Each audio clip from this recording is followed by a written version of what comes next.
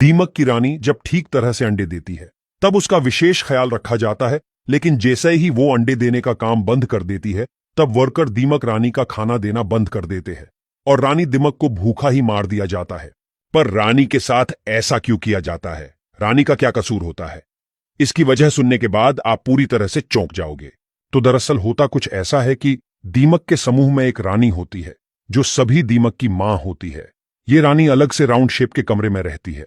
दिखने में यह रानी लंबी, मोटी और भद्दी होती है। रानी 2 इंच या उसे भी ज्यादा लंबी होती है, लेकिन उसका मुंह इतना छोटा होता है कि दूर से दिखाई भी नहीं देता। जबकि दीमक का राजा कद में रानी से छोटा होता है और वो रानी के आसपास ही रहता है। राजा के अलावा रानी के आसपास उसकी सेविका भी होती है। रानी का शरीर इतना बड़ा होता है कि वो खुद से खाना भी नहीं खा सकती, उसे सेविकाएं खाना खिलाती है।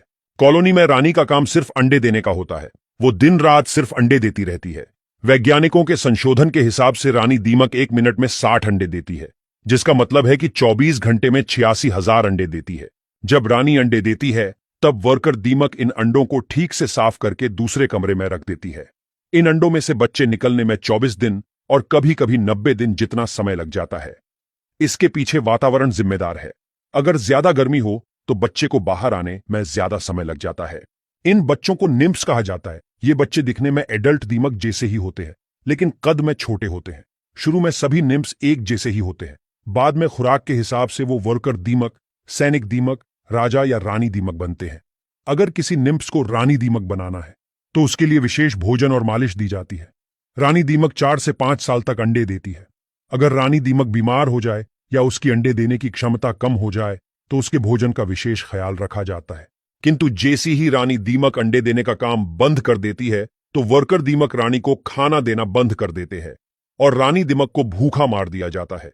मरी हुई रानी के शरीर को दूसरी दीमक चाटने लगती है और उनके मुंह के अंदर इतना स्ट्रांग पदार्थ होता है, इससे रानी का शरीर खत्म हो जाता है। फिर होती है एक नई रानी की पसंदगी की प्रक्रिया। फिर कॉलोनी में से किसी दीमक को चुनकर उसे विशेष खुराक और मालिश देकर नई रानी बनाया जाता है। मतलब कि रानी दीमक जब तक अंडे देती है तब तक ही उसकी सेवा की जाती है। अंडे देना बंद होता है तो रानी उसके किसी काम की नहीं होती और उसको मृत्यु दी जाती है। आपको और एक इंटरेस्टिंग बात बता दे कि दीमक लकड़ी खाती तो है, लेकिन उसे पचा नहीं सकती।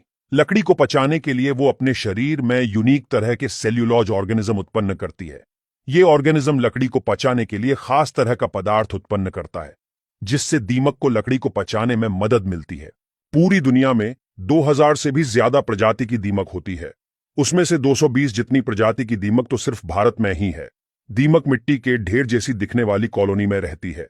इस कॉलोनी में अलग अलग तरह की दीमक होती है, जैसे कि रानी, राजा, वर्कर, सैनिक और पंख वाली दीमक। दीमक जिस मिट्टी की कॉलोनी में रहती है उसे बनाने के लिए दीमक मिट्टी, पानी और खुद की लार का उपयोग करती है। दीमक की लार के अंदर जो पदार्थ होता है वो धूप में सूख के कड़क हो जाता है, जिसकी वजह से कॉलोनी मजबूत बनती है। दीमक के बारे में ये अनसुनी बातें कैसी लगी, ये कमेंट में जरूर हमें बताएं। धन्यवाद।